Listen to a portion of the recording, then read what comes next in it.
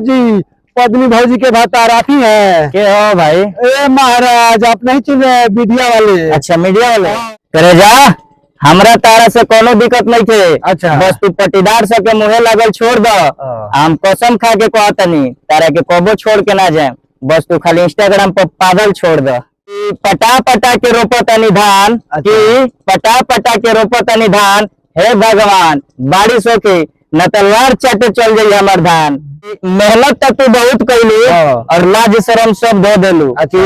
मेहनत तो तू बहुत कैलू और लाज शरम सब धो देलू।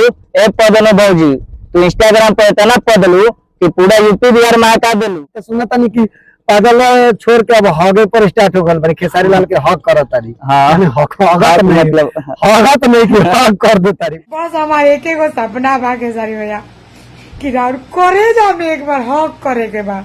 हगे के नहीं हक करे के बा। अभी हम पद्मी भौजी के भतार के पास आ चुके हैं जो पद्मा भैया के नाम से मशहूर है। और ये देखिए आज मिल गए हैं बहुत दिनों बाद। और चलिए हम उनको खेत में किसी से पता करके आया हूँ कि खेत में है और वो धान की रोपाई कर रहे हैं। चलिए देख सकते हैं। कैमरामैन से कहूंगा कि आइए आप और जल्दी जल्दी आइए। और वो धान के रोपाई कर रहे हैं।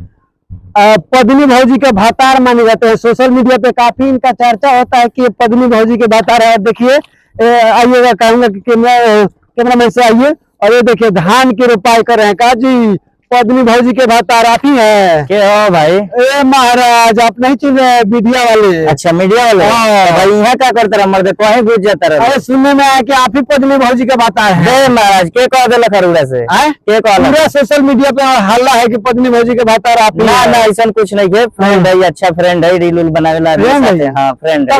ऐसे कौन अफवाह फैला दिया कि पद्मी भौजी के भतार आप ही है?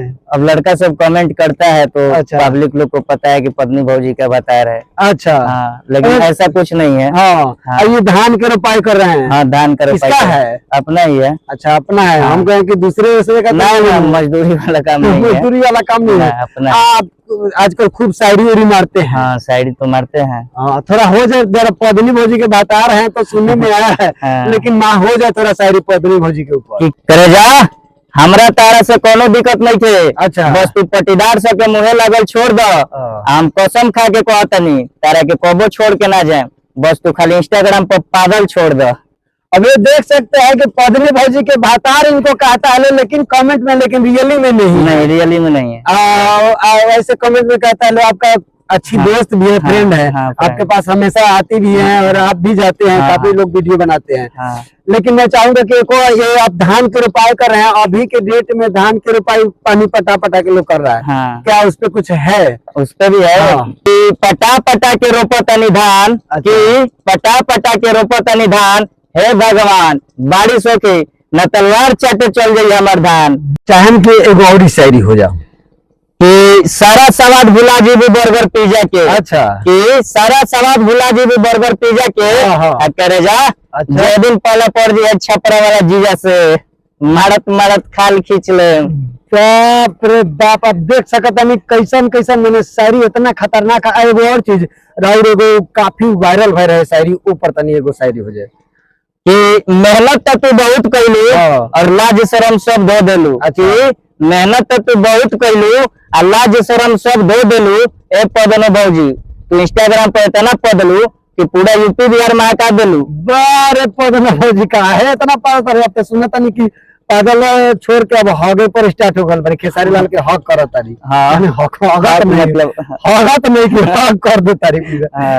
तनी फनी बोले ली। अच्छा तो देख सकता नहीं है राजा भाई। और काफी यहाँ के चर्चा चलेला इंस्टाग्राम पर काफी वायरल बनी। वो लोग जाएंगे और ज्यादा से ज्यादा फॉलो करिए। यूट्यूब चैनल के सब्सक्राइब जरूर करें। यहाँ के यूट्यूब के चैनल के का नाम है बता? राजा भाई ऑफिशियल। राजा भाई ऑफिशियल यूट्यूब पर जाके सब्सक्राइब करी। जगह इंस्टा पर प्यार दुलार देता नहीं यूट्यूब पर भी दी, फेसबुक पेज पर भी दी। और खूब गोपालगंज जिला वाला पर खूब शायरी वायरल भर है तो तरह हो जाए। थोड़ा सा विवाद हो गया है। मतलब हमने के जिला के हमरा छपरा जिला के हम छपरा जिला से बनी भाई। हमरा जिला के टारगेट करके बोल रहलन तो उनका के रोस्ट कैले रही कि अरे आरा छपरा तो रेलियो देलक। अब सिवान जिला बाकी बा कि आरा छपरा तो रेलियो देलक। अब सिवान जिला बाकी बा। गोपालगंज वाला हमर सार तार बहन चोदे खातिर एक बार इतना नहीं के करे के कि जहाँ से विवाद हो जाओ। गोपालगंज भी अपन बा, छपरा भी अपन बा, सब अपन बा, पूरा बिहार अपन बा भाई। बस वो लड़का थोड़ा बोल देले रहे हमरा जिला के बारे में उल्टा सीधा, तो ओकरा के रोस्ट कइले रही। अच्छा हाँ। तो देख सकतनी ये राजा भाई है, और यहाँ के वीडियो कैसा लागेला कमेंट में जरूर बताएं, और एक लाइक जरूर दे, शेयर ज्यादा जो जम के शेयर करें वीडियो के, खूब फॉलो करें, खूब कमेंट करें। तब तक खातिर जय हिंद, धन्यवाद।